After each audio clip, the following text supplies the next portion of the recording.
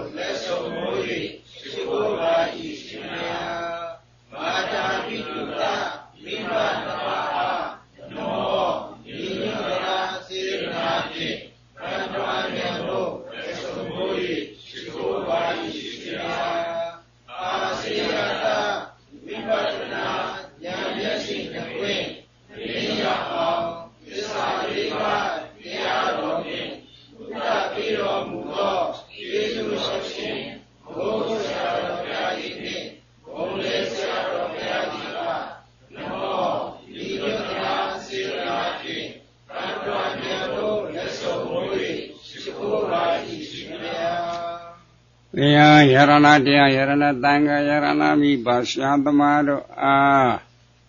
ယောတင်ရလို့လဲသုံးမွေးရှိခိုးဘူးစော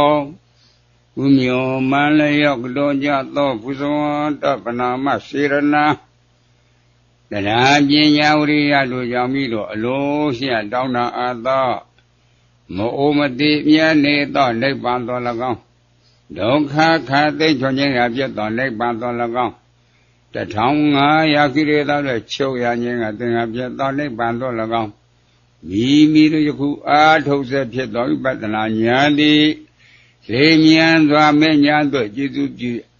နိဗ္ဗာန်တော်မျက်မှောက်ပြုလနိုင်ကြသည်ဖြစ်စေသေဝံတော်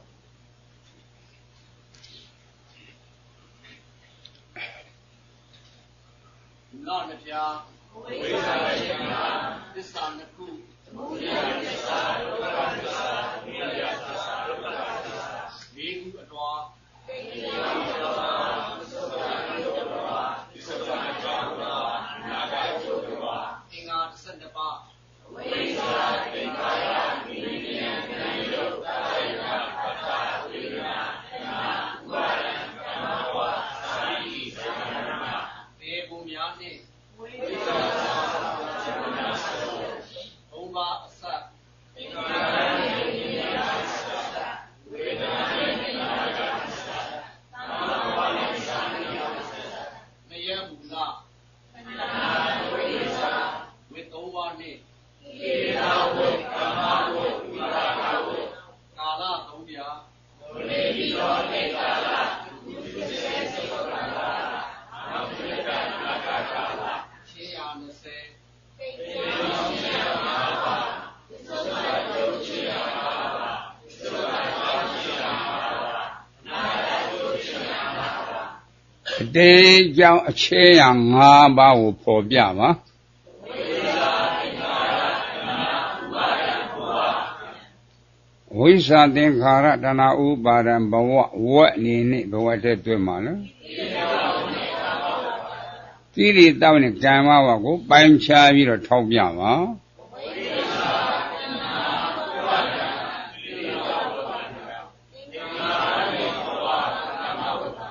တိရိတောင်းနဲ့ကံမဝကိုအချင်းရအနေနဲ့ဘယ်ချင်းရတဲ့တွဲမှာလဲအတိတ်အကြောင်းအချင်းရ၅ပါးဆိုတာဘာပါခေါ်တာလဲဝိဇ္ဇာသင်္ခါရတဏှာဥပါဒံဘောသစ္စာဘောတော့ဘာသစ္စာလဲအကွက်နေနဲ့ဘယ်ကွက်မှာကိစ္ဆုပ္ပအကြောင်းအချင်းရ၅ပါးပေါ်ပြပါတဏှာဥပါဒံဘောဥစ္စာသင်္ခါရဝက်နေနဲ့ဘဝတည်းတွဲမှာလဲတိရိတနဲ့ကာမဝက်ကိုပိုင်းခြားပြီးတော့ထောက်ပြပါ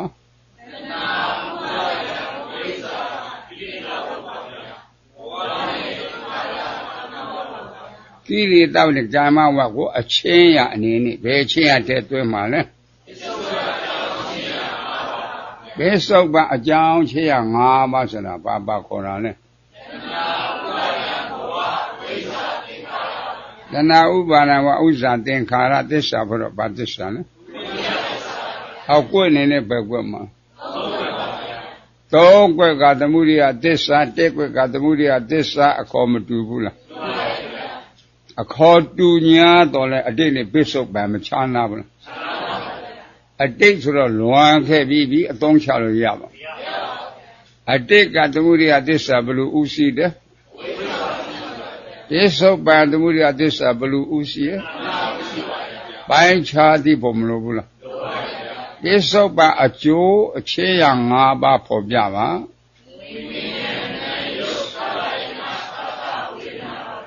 ဝိညာဏတနာဖတ်တာဝေဒနာဝက်အနေနဲ့ဘဝတည်းတွဲမှာလဲဝိပါကဝက်ဆိုတာဘာပါခေါ်တာလဲဝိညာဏတနာဖတ်တာဝေဒနာအခြေရအနေနဲ့ဘယ်ချင်းရတဲ့တွဲမှာလဲ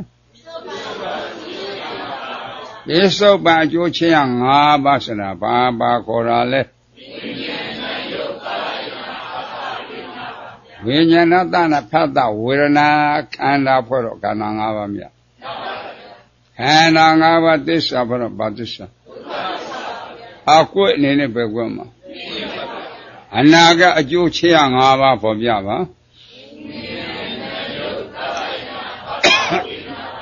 ဝိညာဏတနာဖတ်တာဝေဒနာဝက်အနေနဲ့ဘဝတည်းတွင်မှာဝိပါကဝက်ဆိုတာဘာပါခေါ်တာလဲဝိညာဏတနာဖတ်တာဝေဒနာအခြေရအနေနဲ့ဘယ်ချင်းရတဲ့တွဲမှာလဲအနာကအကျိုးအခြေရ၅ပါးဆိုတာဘာပါခေါ်တာလဲ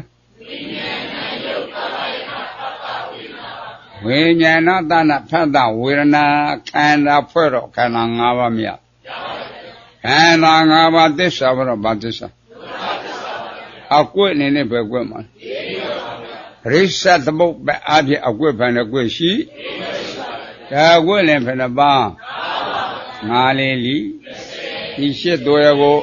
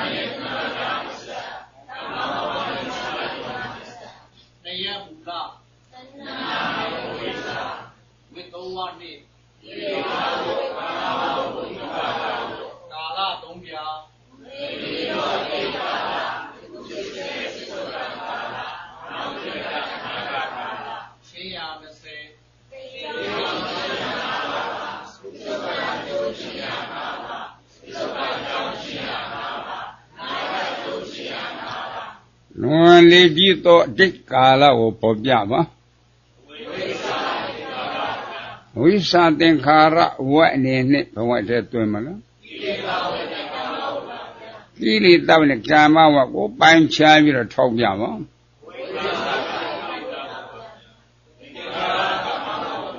ကိလေသာနဲ့ကာမဝတ်ကိုကာလအနေနဲ့ဘယ်ကာလတည်းတွင်မှာလဲ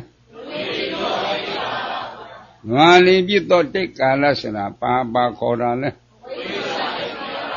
ဝိသသင်္ခါရအလွှာအနေနဲ့ဘယ်လွှာတည်းတွင်မလဲတိတ်ကြောင့်တလွှာဆိုတာပါခေါ်တာလဲဝိသသင်္ခါရသစ္စာဖို့တော့ဗသစ္စာအကွက်အနေနဲ့ပဲကွက်မှာယခုဖြစ်စေပစ္စုပန်ကာလဖော်ပြပါ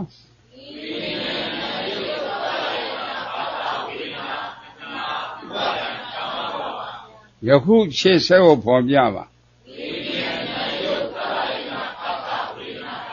ဝိညာဏတဏဖတ်တဝေဒနာ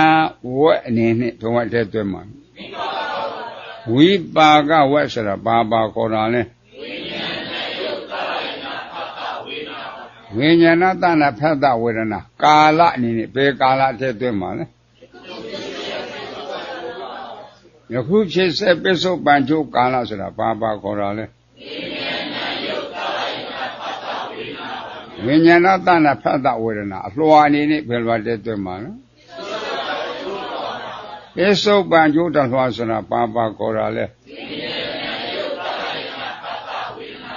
ဝိညာဏတဏဖတ်တဝေဒနာခန္ဓာဖွဲ့တော့ခန္ဓာ၅ပါးမြတ်ခန္ဓာ၅ပါးသစ္စာဖွဲ့တော့ဗသစ္စာအကွက်အနေနဲ့ပဲကွက်မှာပစ္စုပန်ကာလဆက်ပြီးဖော်ပြပါတဏှာဥပါဒံကမ္မဘောအဝတ်အနေနဲ့ဘဝတည်းတွင်မလားကိလေသာနဲ့ကမ္မဝကိုပိုင်းခြားပြီးတော့ထောက်ပြပါ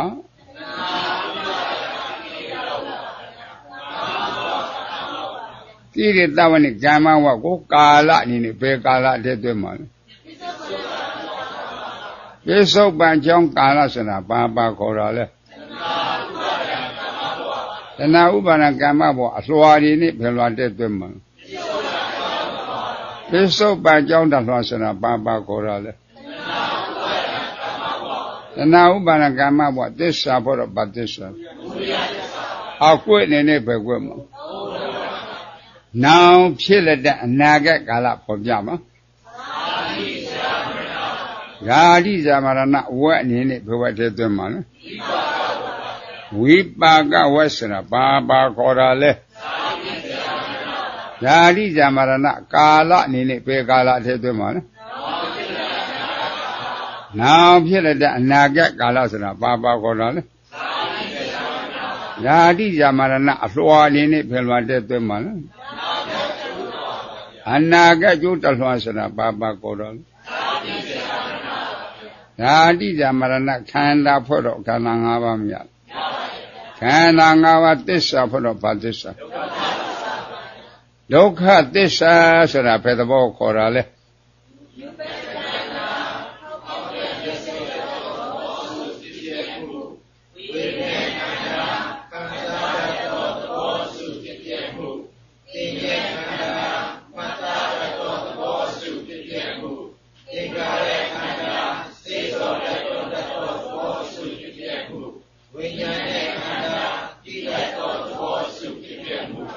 ခန္ဓာ၅ပါးဖြစ်ပြမရ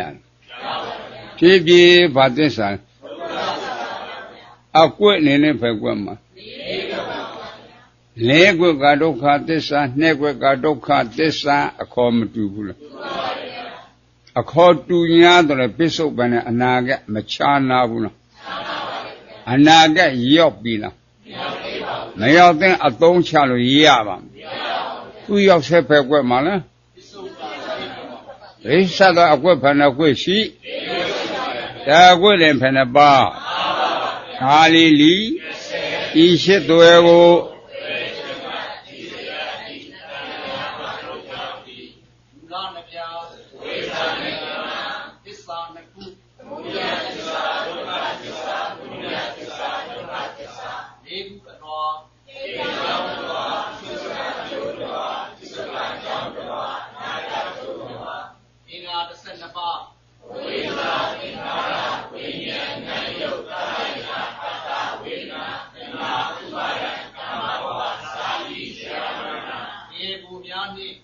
သုံးပါးအစ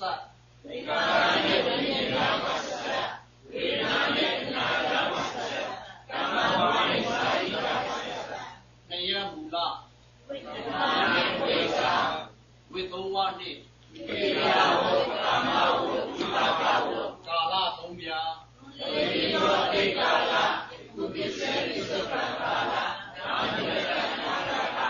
ချင်းရာ20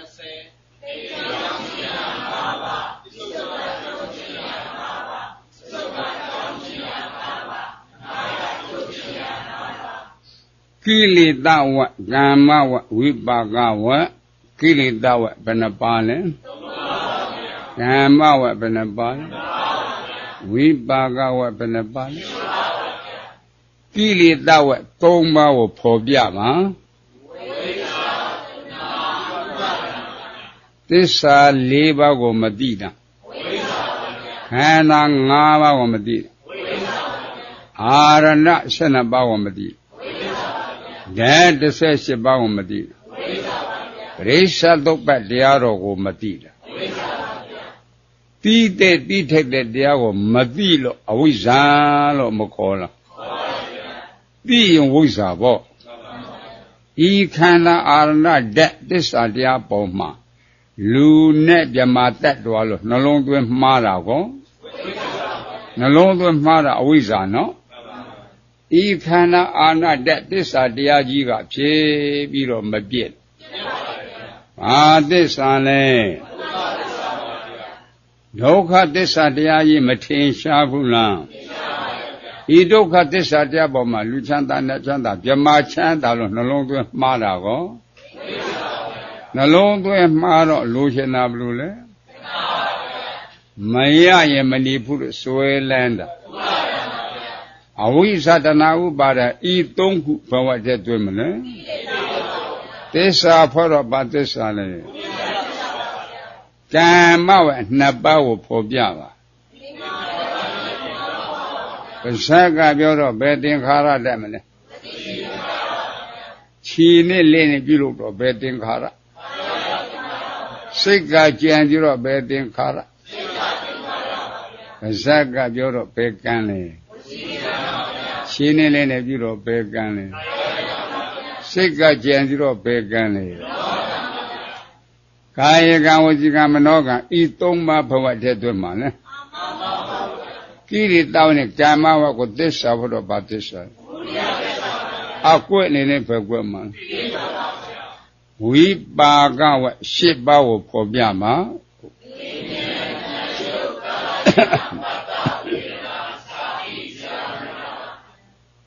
ဝက်အနေနဲ့ဘဝတည်းတွင်မှာအဲ့ဒါအချိုးကြကြဇာတိမှာထောက်သစ္စာဖို့တော့ဘာသစ္စာလဲအကွက်အနေနဲ့ပဲကွက်မှာရိစ္ဆတ်တော့အကွက်ဘယ်နှကွက်ရှိဒါကွက်လည်းဘယ်နှပါငါးလေးလီဤရှစ်တွေကို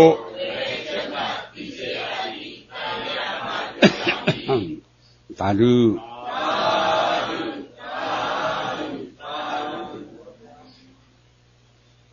မူလနှစ်ဖြာတစ်ခေါက်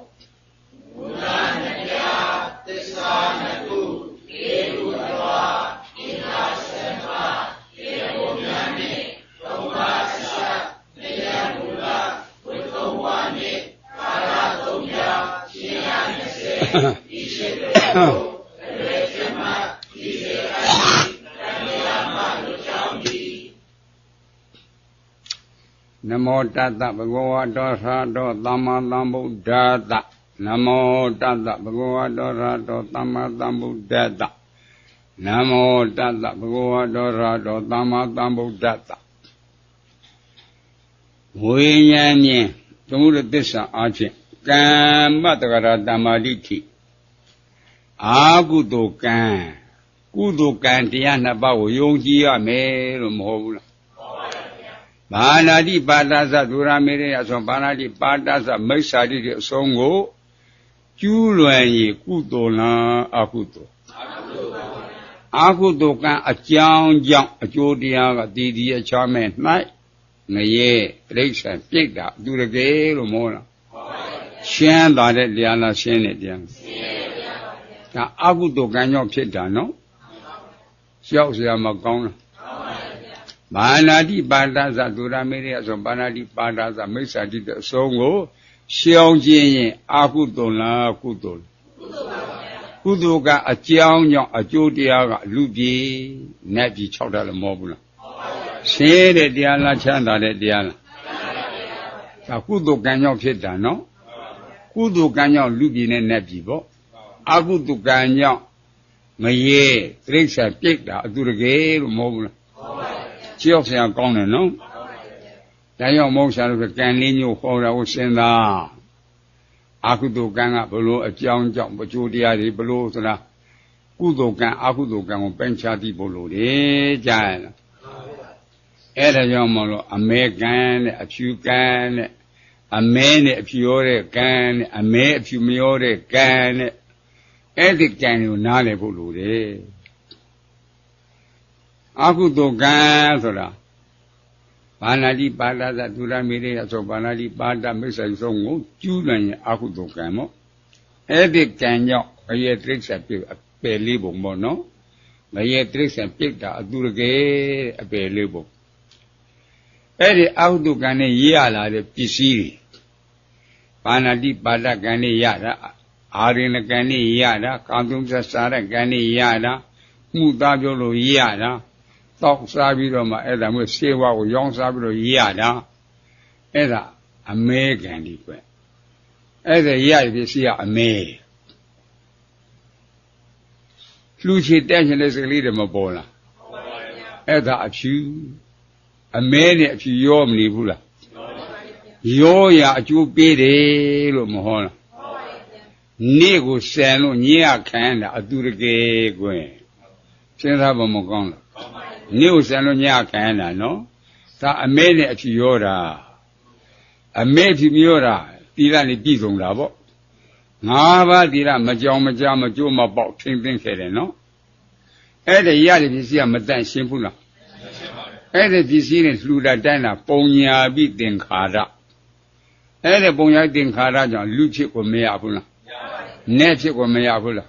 哎，他古都世界啦，啊，去干，现在我们讲了，啊，每年啊去没有的干啊，尾巴的那年，每年，哎啦，每年没有过，去年没有过喏，哎啦，这里边呀，无锡了，路的单的的宝贵，你那我们讲了，你那家。你调标会的么？家族家父产满，身体就个一样，然后的阴力不足的这个，阴力力这个，里面那样，然后牛嘛，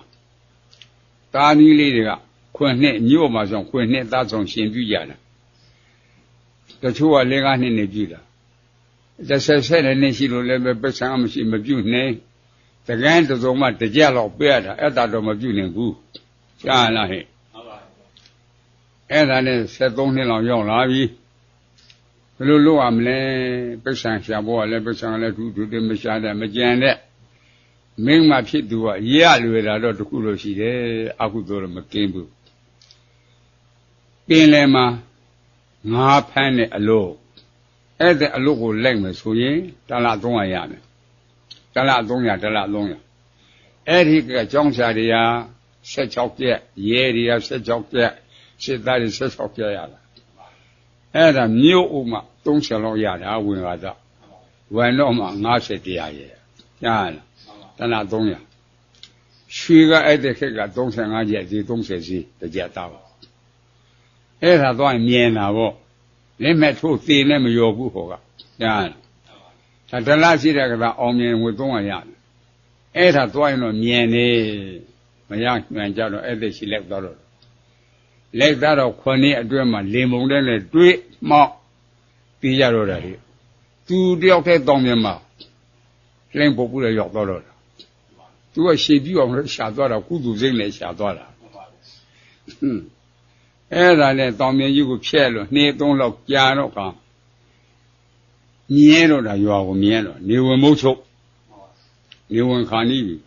抢来的苦抢来了， ကူးသွားတာတဏ္ဍခါနဲ့ဘုံဘုံယူခက်လာငါအမေကနေတူးတာဟေးငါအမေကနေတူးတာသူ့စိတ်ထဲကရောက်တော့ဟောဘက်ကိုပြန်ကူဟောဘက်ကိုပြန်ကူမနေလင်းမှပြန်တွေ့ရအောင်ကူလို့အဲ့တဲ့ရေဇက်ကနေအတောင်200လောက်ဝေးမှသွားနေအဲ့လိုမနေလင်းမှလာခဲ့ပြန်ကူသွားအဲ့ပြန်ကူတော့ကူလည်းဟောဘက်ကိုရောက်အတောင်200လောက်သွားတဲ့အခါနေဝင်တော့တာမီးတော့တယ်မြင်တော့နေကိုဆန်တော့ညခံတဲ့အတူတကယ်မိလောင်ခံတယ်တညာလုံးမိလောင်ခံတာអော်နေရတယ်တညာလုံးမိလောင်ခံမနဲ့လင်းတော့ကနေဝင်နေထွက်လာတော့တဏ္ဍခါနဲ့ဘုံဘုံကြီးထက်လာတော့အခုတော့တိငါတော့ကလည်းခက်ဒီဖေးတော့ခေါ်လိုက်မှကွမ်းစားအောင်ရှိတော့ခေါ်မဝင်နဲ့ငါတော့ကလည်းခက်ပေါ်ရောက်အကျင့်ကြီးအောင်လာမတိရကဲတခုငါဖို့ရအကုန်လုံးသိကုန်ငါသာဖြစ်ကုန်ပြီအဲ့တော့ညကမီးလောင်လာမြင်ရတယ်လားမြင်တညာလုံးခံတာအမောင်ကိုငါလို့ကိုလုတ်ပါလို့ညွင်လိုက်တဲ့အကုသိုလ်ကြောင့်ငါမခံရရကြားလားတာရှင်ကြီးဖို့အကျဉ်းကြီးများအောင်တပိတ်တုံးတော့တွက်ပြီးစမ်းပါရှင်းလာတယ်ခံရမှာမသိတာဘူးနော်အဲ့ဒါနဲ့ပြန်သွားဖဲကမဝင်နဲ့အဲ့တဲ့ဘေးဖြစ်ကိုလိုက်သွားတော့အဲ့တဲ့အတူတကရွာကထွက်သွားတော့တဖောင်လုံးမှာဖိုးသူတော်နဲ့ရတိတွေ့အေးလာအောင်အရင်လိုတဲ့လာအောင်ခါလိုက်တဲ့ကောင်လာအောင်ဟုတ်တော့ရန်ကုန်သွားမလို့အရင်ငါတို့လိုက်ပြမယ်ဟုတ်တော့နာဝဲလောက်ကြထိုးတော့တော်ပြီစံဖြာတိတလုံးထည့်ပြီးလင်္ကာလည်းညှိုးကြည့်လင်ညှိုးလည်းတဲတဲ့မြင်ရလားမြင်အဲ့ဒါရန်ကုန်မြို့ကမြင်တော့ဒါရန်ကုန်မြို့ကြီးပေါ့အဲ့တဲ့သွားတယ်ပြီလားသွားတယ်ပြီသွားတော့ဝါတဲ့ပြတော့သွားပြီးနောက်ကိုလှည့်ကြည့်တော့ဖိုးသူတော်နဲ့တက်ကမရှိဘူးရှိကိုလှည့်ကြည့်တော့သူ့အဝင်းကိုရောက်သွားတော့သွားမရတော့တာတွေကငိုးနေမေဖြစ်သွားတယ်နေမေအမေဖြစ်သွားပြီးတော့ရှေခါကြလို့တည်တာရှေခါကြလို့တည်တာနေခရတယ်ဟောမတွေ့တာလေတားပြောတဲ့တက်ကြီးကြသွားတာပေါ့ဒီကားကြလို့တည်တာဟာဒီပါလားဘာမှမပါကွက်မတည်တာကံတခုငါဘော်တည်ကုန်တန်ဖျားတိကွက်တန်ဖျားတိနှက်ကြည့်တော့ရွှေတုံးကြီးဟမ်ဝိဇာတွေထင်နေဟောဟာဖူးတော်ရဲ့တက်ကိုဝိဇာတွေထင်နေအဲ့ဒါပြီးတော့အဲ့ဒါရှိဖို့စိတ်ခွဲပြီးတော့မှရောင်းတရားဝဲရှင်ပြုခုနှစ်ရှိတဲ့ကမင်းတစ်ချက်တဲ့အဝတ်ပြောတဲ့အင်ကြီးလိုလည်းပဲဆိုလိုလည်းမလိုဘူးဖေကြောက်လာတယ်တကန်းဆိုးနဲ့အယုတ်ထုတ်တော့မယ်ကြောက်တယ်တဲ့တကန်းဆိုးနဲ့အယုတ်ထုတ်တော့မယ်အဲ့ဒါနဲ့နောက်တစ်ပတ်နေလိုက်မထွေးဘူးနောက်တစ်ပတ်နေမထွေးဘူးထွေးဘူးတဲ့မင်းတို့မထွေးငါလည်းတကန်းဝတ်တော့မကွာဖြည်းကြီးပါစကားဝတ်နေတာတဲ့ကြာကြားလာစဉ်းစားမကောင်းလားနေကိုစံလို့ညအခန်းတာအတူတကယ်ဗျာအလွန်ရှင်းရတာနော်အဲ့ဒါအမဲနဲ့အဖြူရတဲ့ကံ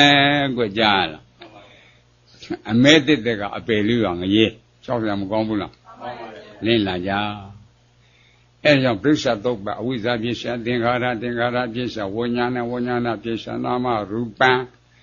နာမရူပပြစ္ဆာသလယရဏသနာပြစ္ဆောဖတ်သောဖတ်တာပြစ္ဆာဝေဒနာဝေဒနာပြစ္ဆာတဏပြစ္ဆာဥပါဒနာဥပါဒနာပြစ္ဆာကာမဘောကာမဘောပြစ္ဆာဇာတိပြဇာမရဏတောကတိဒုက္ခရောပါဒတာဝိဧဝမိတ္တတယ်ဒုက္ခခန္ဓတသမုဒယောဟောတိတဲ့အဝိဇ္ဇာကစပြီးတော့ဖြစ်လိုက်တာဇာမရဏမှာဆုံးသွားတော့တာအဝိဇ္ဇာကအစဇာမရဏဆုံးလို့စွမ်းထောက်မှမပေါဘူးလားအဝိဇ္ဇာကစပြီးတော့ဖြစ်တာခန္ဓာရတဲ့ပုဂ္ဂိုလ်ကြောင့်အိုရာနဲ့သေတာပဲသွားကြည့်တယ်အိုရာနဲ့သေတာသွားကြည့်တာဘာမှမရှိဘူးအိုရာသေးပဲကြည့်တယ်ကဲလူထေလို့တေးသေးချာချာဆံပြားကချီပြအရောက်ဘုရားပေးတဲ့ညံလေးနဲ့ကိစ္စကြည့်လူတွေ့မလားပူနွန်းတွေ့မလားပူနွန်းတွေ့တယ်နော်အဲ့ဒါဩင္နတိဇောအဲ့ဒါမြတ်စွာဘုရားကဇာလို့ဟောတာဗျတဏှိယပြကိစ္စကြည့်အေးပြီးတော့မတွေ့လားလူသေးကိစ္စကြည့်တော့မအေးလားမရဏကွ လူရှင်ကံစားကြီးတော့မနှွေးလားဇေယကွက်အိုနှိမ့်စစ်တာဇေယတေုံနှိမ့်စစ်တာမရဏဇေယနဲ့မရဏခုဟောအလိုလဲတရားလိုလဲဟောလိုလဲတရားလိုလဲအမျိုးမျိုးမလုပ်ကြဘူးလားဒီမှာအဆက်သက်မှလေဒီမှာအဆက်သက်မှလေအိုနာသေးတတိကြီးကလည်းအိုနာသေးမွဲတဲ့လူကလည်းအိုနာသေးအလက်စားကလည်းအိုနာသေးရှင်မင်းကြီးကလည်းအိုနာသေးရှင်းသားလည်းအိုနာသေးဘာသစ္စာလဲ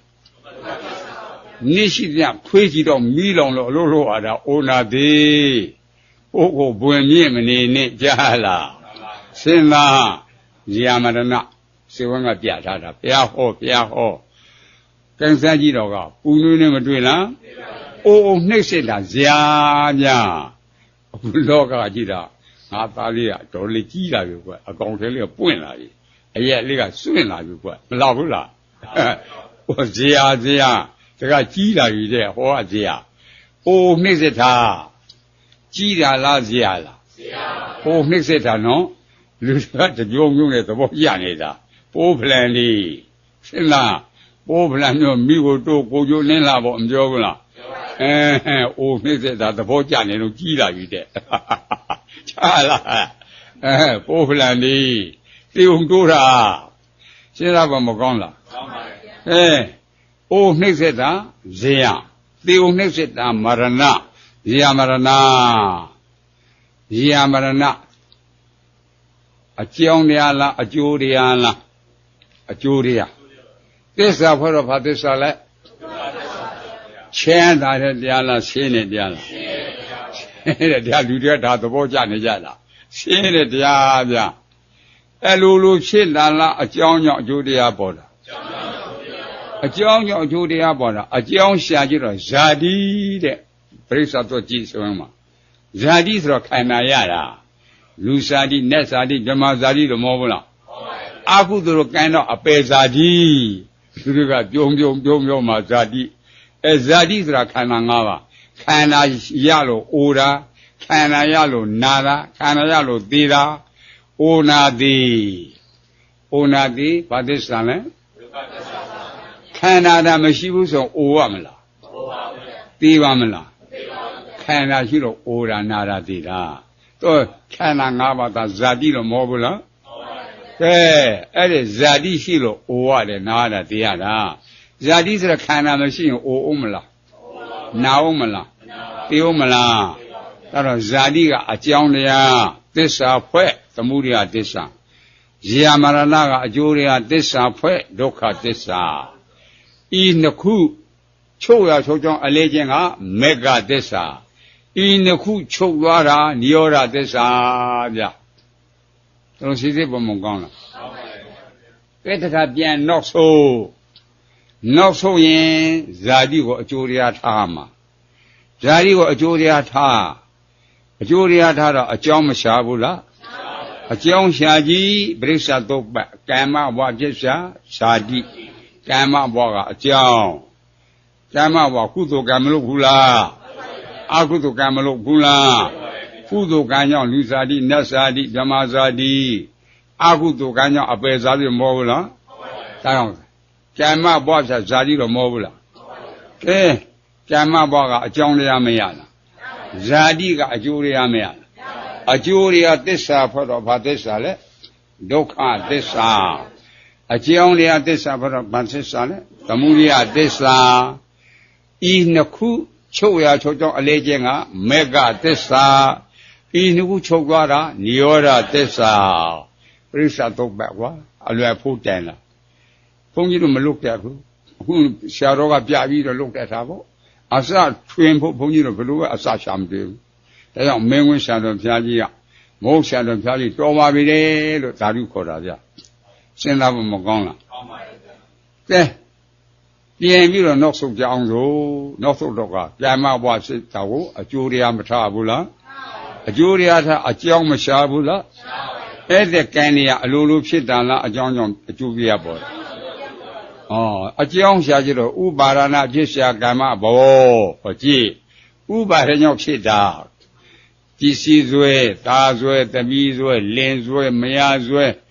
အဆွဲအင်းဆွဲတက်ဆွဲတာဆွဲဟိကြားလားဟေးဥပါဒံလူတွေကတုံးနေကြားလားဥပါဒနာပစ္စယကာမဘဝ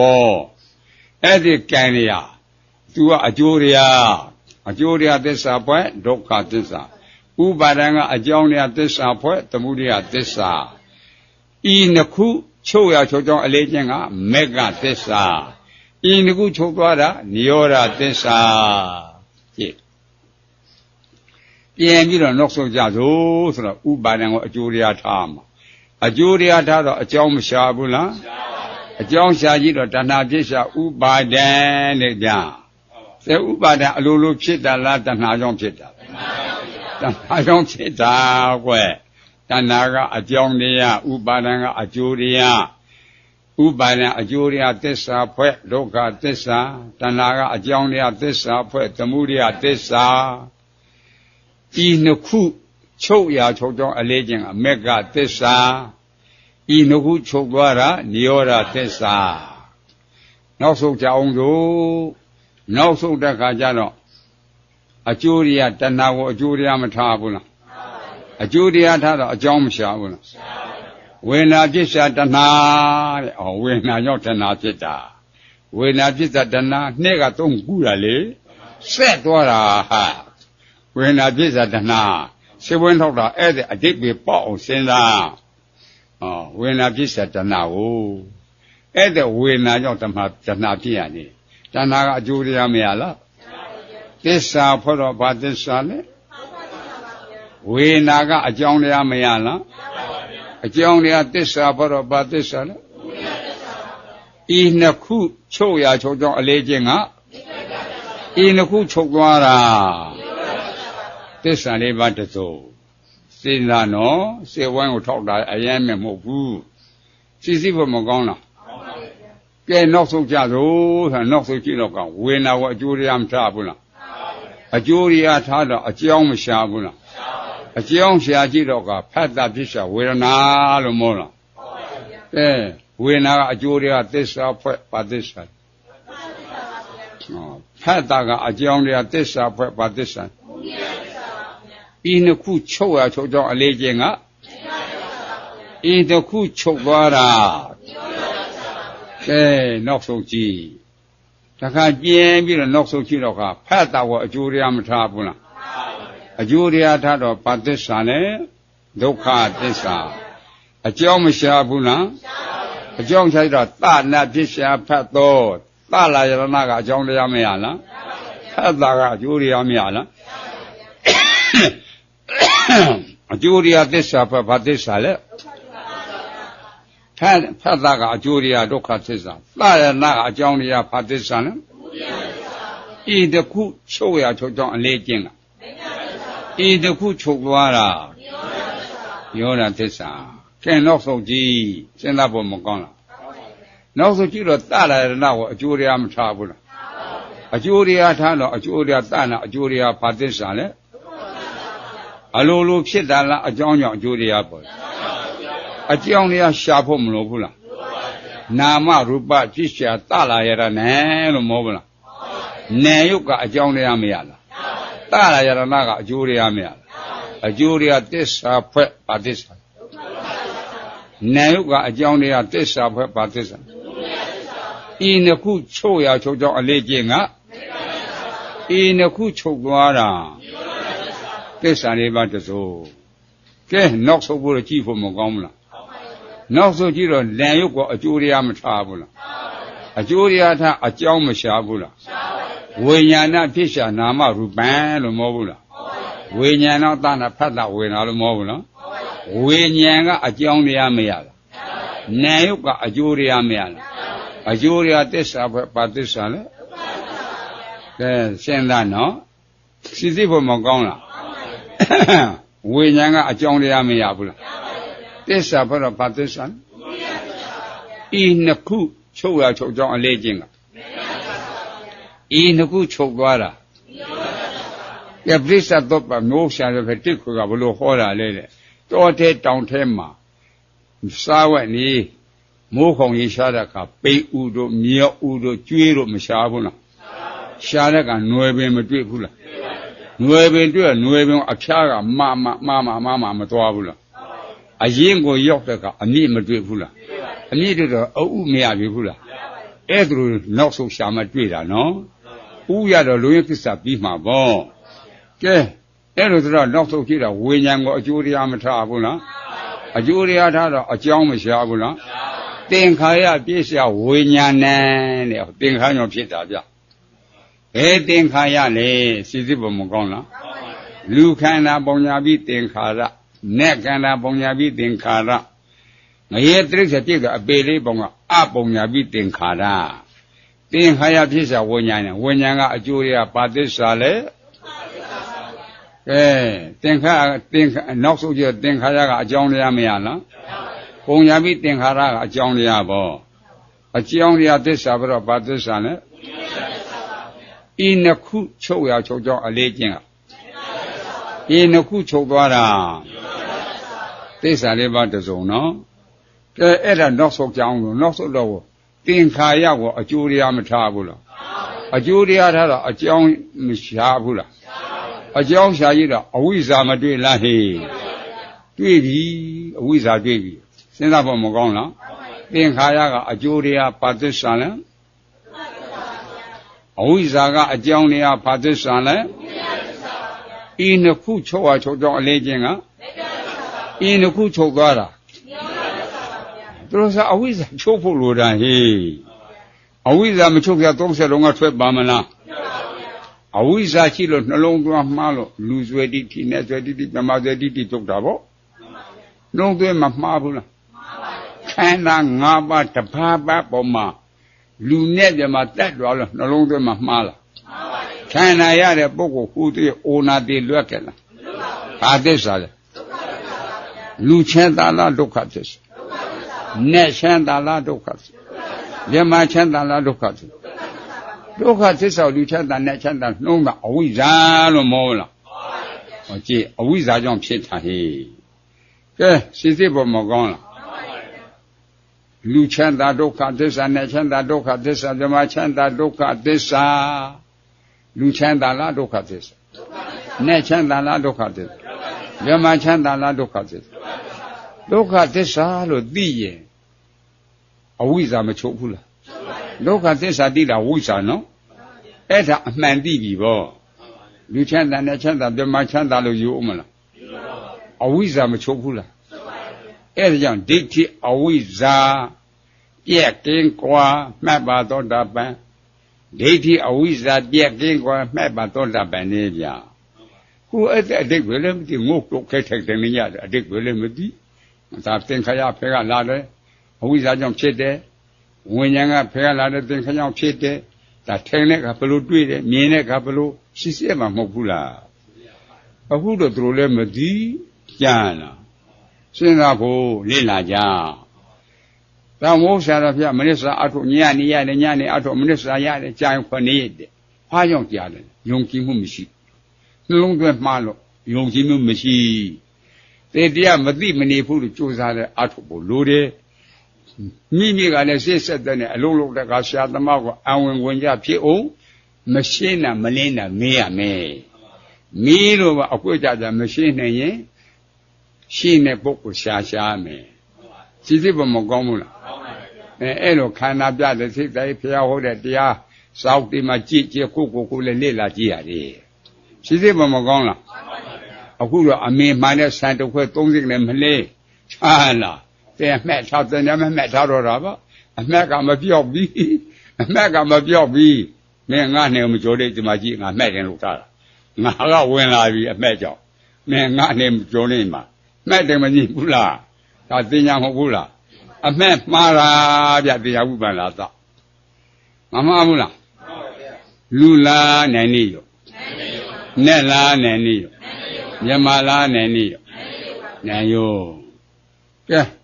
လူနဲ့ဓမ္မတတ်တော်အမှတ်မှားတာသိညာဝိပ္ပန္နာသ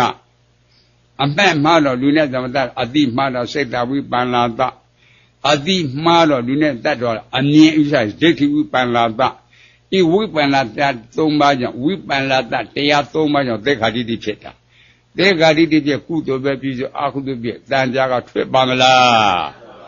အပုံရတင်ခရောက်ငရေတိရစ္ဆာပြိတ်အတူရကဲငရေတိရစ္ဆာပြိတ်တာအတူရကဲပုံညာပြီးတဲ့လူခန္ဓာနတ်ခန္ဓာဩနာတိပဋိစ္စံလေအာနိသဗိသင်္ခါရဇံလဲမိမိကခန္ဓာကိုယ်သမာဓိထီထောင်တဲ့ပထဝီဓာတ်နဲ့လေ့လာတဲ့တေဇောဓာတ်လေ့လာတဲ့ပထဝီဟောမြေယူစောငယ်ကဲ့သို့ဝိုင်းဝန်းဣစစ်စစ်လေးလုပ်ပြီးတော့မှကြည်နေတာပထဝီတရည်တယ်များ2ရက်2များ1လများ2လ2လများ6လများတစ်နှစ်အောင်မြင်သွားတဲ့အခါအောင်ပြီလို့တမာရီရပြီဆိုတော့ကြည့်လိုက်တာတိပင်လည်းမမြင်မြို့လည်းမမြင်ရွာလည်းမမြင်အိမ်လည်းမမြင်တိုက်တယ်တာမြေကြီးပဲမြင်တာအောင်မြင်သွားတော့တာတမာရီညာလားအောင်မြင်သွားပြီကြည့်ရှင်လို့ကြည့်အဆောက်အဦလည်းမတွေ့တော်တောင်လည်းမတွေ့မြေကြီးပဲမြင်တယ်အဲ့တော့သူ့မှာအဲ့တဲ့စိတ်လေးဟာတေတင်ကနေရောတာပေါ့သစ္စာတော့သိတာမဟုတ်ဘူးနော်ရှင်းသားဖို့မကောင်းလားအဲ့လိုဖြစ်တာအဲ့တဲ့စိတ်ရဲ့တော်လေးရင့်လာကမြေရှိုးမိုးပြန်နေတာသူများစိတ်ဆုံးသိနေတယ်လို့မဟုတ်ဘူးလားတေခါတိတိပြုတ်ကြလားတေခါတိတိမပြုတ်ဘူးကွကြားလားရှင်းသားဖို့မကောင်းလားအဲ့ဒါလေ့လာကြအဲ့ဒါသမထယာနိကတိဗျစဉ်းစားကြအဲ့ဒါရုပ်တစ်လုံးနိုင်တစ်လုံးသုံးရတဆက်အောင်ကွယ်ရှင်းလင်းအချမတ်ချတိမဒိဋ္ဌိပြုတ်မယ်စိတ္တိဘမကောင်းလားမှန်ပါတယ်ဗျာဒါကြောင့်အမှန်တိမှအမှားပြောက်တယ်လို့မဟုတ်ဘူးနော်မှန်ပါတယ်ဗျာတခါပြန်စဉ်းစားအောင်လေ့တညစ်အကောက်အယူလေးတွေပယ်ပုံပယ်နည်းမပယ်တာကဘလို့ပယ်တာကဘလို့သာလေ့လာဖို့မကောင်းလားငါတုပုငါပြောသည်ပင်ထဲမဲ့စားကြည့်လက်ဘယ်လိုတွေ့မလဲချိုးတယ်နော်စားတော့ငါပြောသည်စားတာတွေ့တာကချိုးတာမြင်စီနဲ့ကြည့်မြင်ရပါမလားမမြင်ရဘူးနော်လင်းနဲ့ကန်ဆန်းကြည့်ချိုးတာတွေ့ပါမလားနန်းကြည့်ချိုးတာတွေ့ပါမလားရှာနေကြတော့မသိနိုင်ဘူးလားဩရှာမှာပေါ်တာချိုးတယ်ဆိုတာမျက်စိနဲ့မြင်ရတာမဟုတ်ဘူးမျက်စိကမြင်ရတာအဆင်းလို့ဟောမဟုတ်အဆင်းကိုလည်းလက်နဲ့ကံလို့မရရှာနဲ့ရိပ်ကျူလည်းမတွေ့အဆင်းကိုရှားလားမျက်စိနဲ့ကြည့်လို့မမြင်ရလက်နဲ့ကံတတ်ကြမတွေ့လက်နဲ့ကံလို့တွေ့တာလည်းမျက်စိနဲ့မမြင်ရရှားနဲ့တို့လို့မရစဉ်းစားပါမကောင်းလားလဲလားကဲချိုးတယ်လို့စာတိတဲ့ဇင်ဝဝဉ္ဉဏ်တရားမရဘူးလားဇင်ဝလွင်နဲ့ချုံးလိုက်တော့ဇင်ဝဝဉ္ဉဏ်တရားလျှာအကြည်နဲ့ခြုံရတာကယုတ်တရားနဲ့နှစ်ပါးပေါ့မပြောသီလားနဲ့နေရောနဲ့ပဲတွေ့တယ်စဉ်းစားပါမကောင်းလားအဲ့ဒီနဲ့ဥပမာဌာနုပစားပြတင်စားပြီးတော့သမုဒ္ဒသစ္စာအနေနဲ့ငတုပုငပြောသည်လို့မခေါ်လားငပြောသည်စရာတော်တည်တယ်ခွဲလိုက်တာကငပြောသည်က၄-၅-၈မျိုးပေါ့လုံးခေါ်တာငပြောသည်ပေါ့အဲ့ဒါကဟောမှာ၃မျိုးလောက်ရှိတယ်ဖြီးချမ်းရှိတယ်ဝိမလဲရှိတယ်ဟဲ့ငတုပုငပြောသည်ယူခဲ့ခွဲလို့မပြောရဘူးလားသမုဒိသစ္စာမမှန်ဘူးလားခေါ်ရုံမှန်နေအဲ့ဒါတော့မပြောယူခဲ့ဆိုတော့ယူတော့ယူခဲ့မယ်ဟိုစားချင်တာကငတုပုယူခဲ့တာကဖြီးချမ်းလွဲမနေပြီဘူးလားဩသမုဋ္ဌာသလိုကိုခေါ်တာပြောတာသူ့နဲ့သူမသုံးရဘူးလားသုံးရတယ်နော်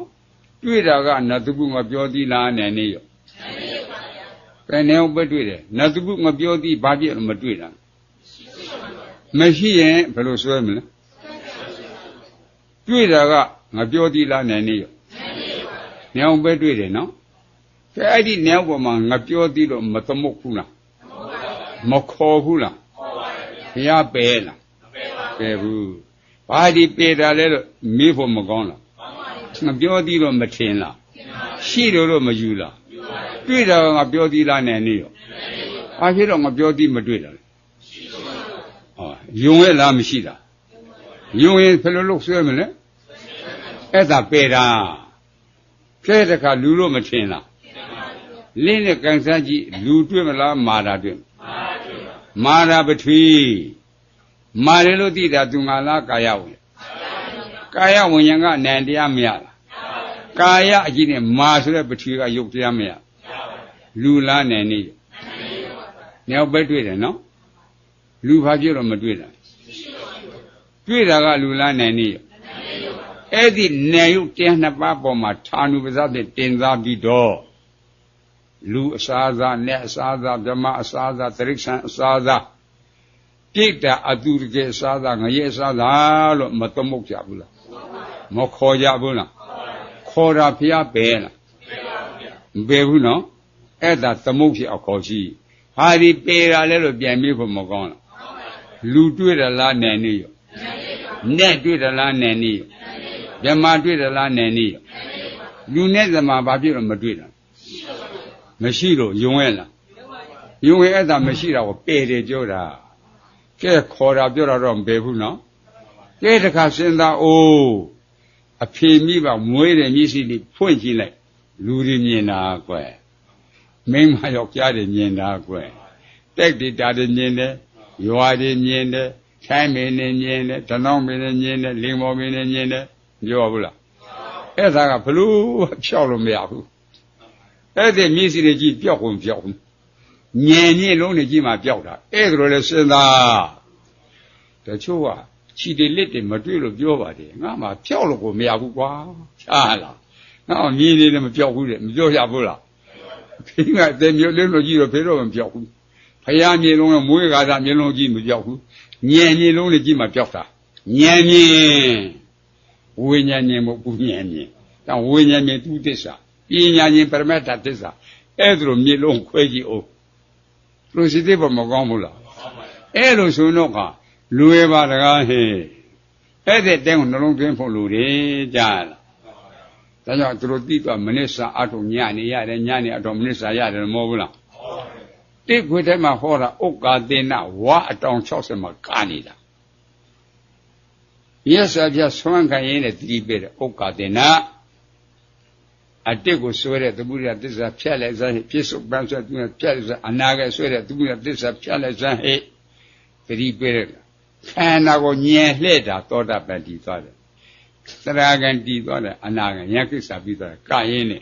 谁年多他的没把，也他的没把，成那人把两人把，哦，也给啥比的，普通话听下来来管，他年路了没不了，但要没现在我家的那种变朝山变的，而且米了谁的不，没路的来了，来了不。但年年的，为年年的，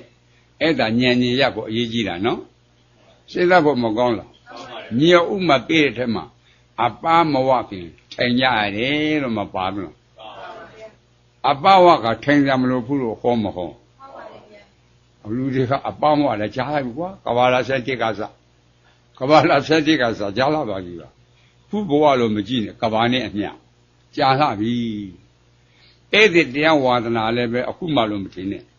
都钱啊没挣对了没对，钱对面看，那现在是以前的是你的包来了，啊，新啊把那开一笔，啊，新把的路考级，这样那考来开，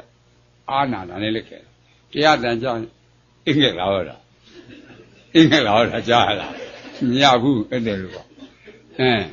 这样话的哪不过，这样咱讲鸡拉开了，没不拉我鸡没不拉。哎，有嘛？好些嘛，买的几的，买面的，啊，皮的嘞。哎，那面啥片点好嘛？面啥片要里边点那不是在要里边，几多人来买不着个？第二天家里寄来了，新啊把它开了哦，这现在我们讲了，第二年没对着，看那别个没来了，大别个来，连别个来，米把别个来，油了哎，啊了，这现在我们讲了。那龙队骂他的，龙队骂他为啥了好不好？这个对这个古拉达拉年里有，大鸟拉年里有，你把那巴拉年里有，你要不对的喏。这古拉达面了看，龙队骂你不了，大路面龙队骂不了，他说油不断了嘿，这没法油了哈，那我面了油了，那古拉达面了油了。大的路有的，哦，来的路有的，米把的路有的怪，米把你的年了，大你的年了，连你的年了，啊，买了那嘛了，为啥？ ကဲနေဥဆိုတော့မမှန်ဘူးလားနေဥလို့သိအနိစ္စလို့သိနေဥလို့သိဒုက္ခလို့သိနေဥလို့သိအနတ္တလို့သိနေဥလို့သိတော့နှလုံးသွင်းမှန်ဘူးလား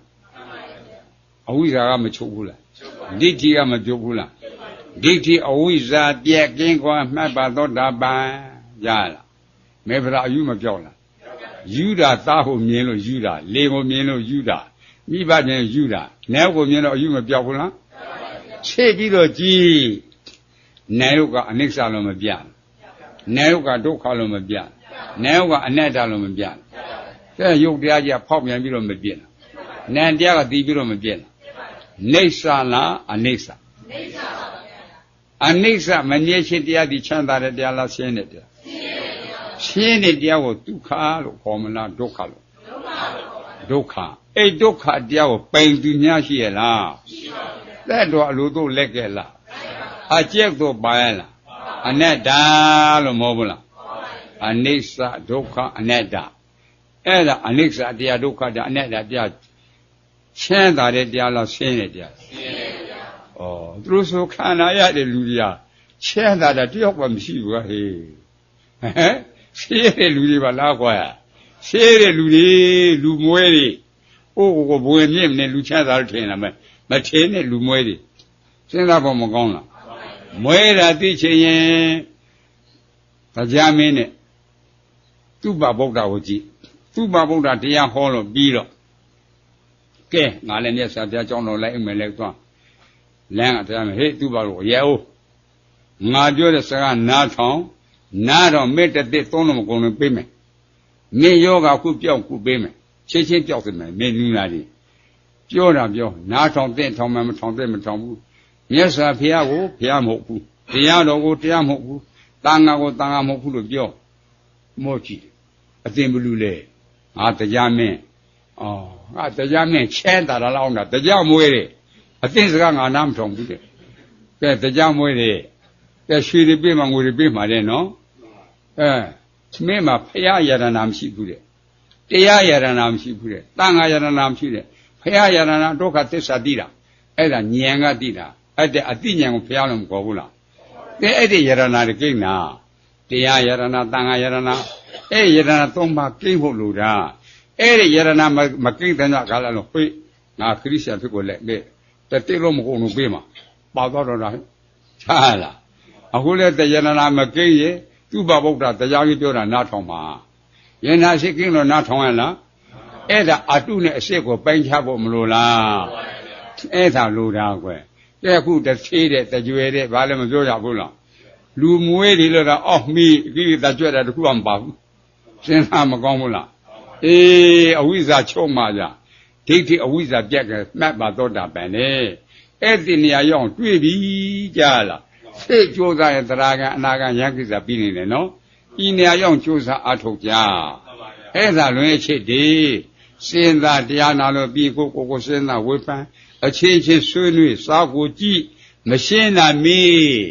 ဘုန်းကြီးမိတော့ရှင်းပေးမယ်နော်ကဲကြာစေခန္ဓာကဖြစ်ဖြစ်ဗသစ္စာတိတာကတိတာကနောက်ခန္ဓာမလားတာသစ္စာတော့အကွက်ဖဏကွက်ရှိကွက်လင်ဖဏပါငါလေးလီဤရှိသွေကို